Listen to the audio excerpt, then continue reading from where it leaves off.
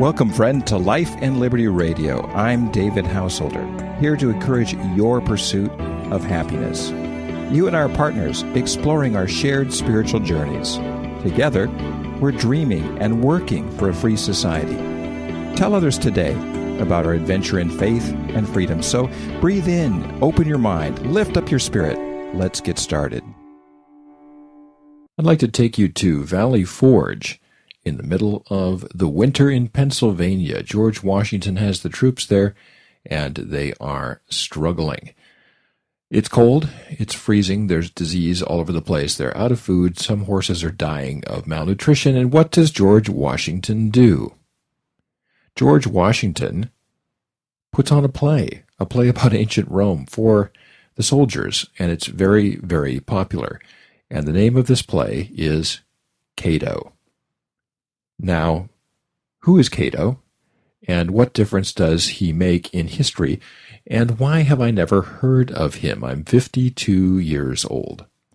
I was a Fulbright scholar at the University of Bonn.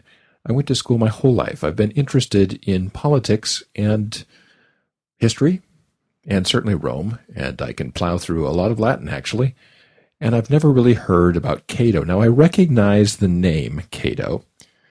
Now, I'm a member of the Cato Society, which is a libertarian think tank on the East Coast, so I knew of the name, but couldn't really place it. Very curious indeed. Why had I not heard of Cato? Now, I sort of knew that the Cato Institute was named after a Roman, but I should have known who he was. But the truth is, our schools no longer teach much about the Founding Fathers. They don't teach much about the Revolution. They certainly don't want to teach about the Minutemen, because we have grown a very large empire. And when you have a large nation like the Roman nation and the American nation, the U.S. American nation, there's always a struggle between republic and empire. And a lot of people don't recognize it when they're in the middle of it. But in the century before Christ was born, there was a titanic struggle between the people who wanted to maintain the Roman Republic and its freedoms and those who wanted to set up an empire that would be ruled by an emperor. So these tensions and these battles are being fought all over again in the United States, and we don't even notice it.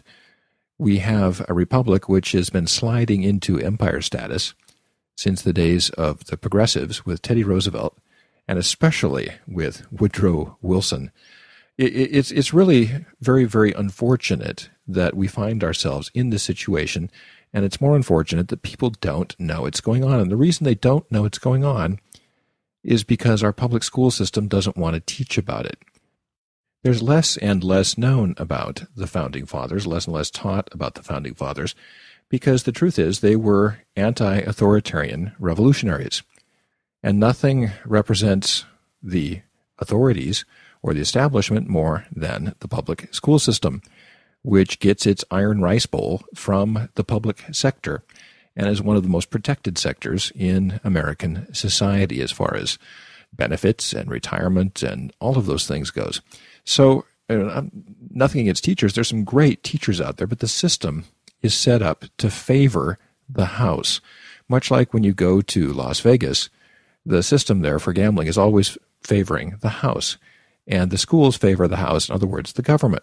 They favor the public sectors. I was told that the greatest presidents, of course, were Lincoln and Washington, and certainly FDR was underrated, should be on Mount Rushmore if he had gotten there in time, and Woodrow Wilson was amazing, and they talked about these strong presidents, and the weak presidents were Calvin Coolidge and Grover Cleveland, and people that didn't do much to grow government.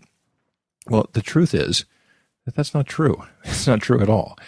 Growing the size of government and growing the authority of government came down to a head here in Washington, D.C. just recently when Rand Paul got up and did his filibuster against the growing imperial, central, governing, we can do anything type of imperial presidency by saying a very simple question: When can you drop drones on Americans without due process? Now, that's a simple question.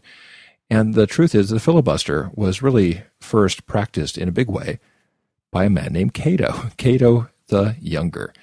Cato the Younger was a Roman senator who lived in the century before Christ, and his archenemy was Julius Caesar. Julius Caesar. Now, we have a month named after Julius Caesar, July, but we have no month named after Cato because Julius Caesar won the day, and from then on there were emperors.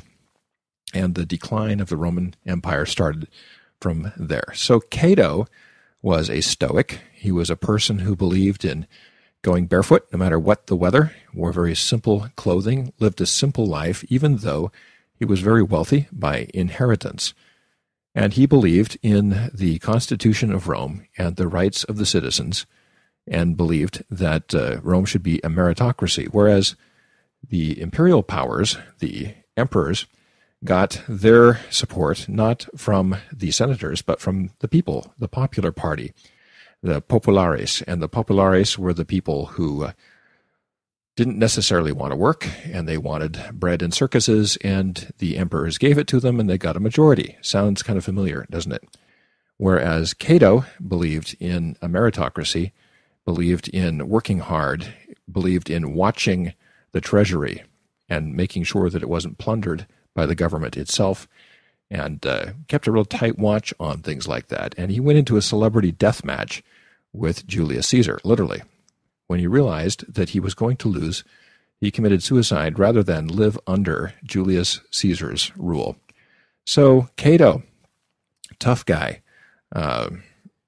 disciplined person, soldier, a soldier who would lead his troops and would stay with them in the tents and didn't want special treatment just because he was the leader. He was a person who believed in tough, hard living, hard work, equal rights, meritocracy, all those things that America got started with. So what's the deal with this Cato guy?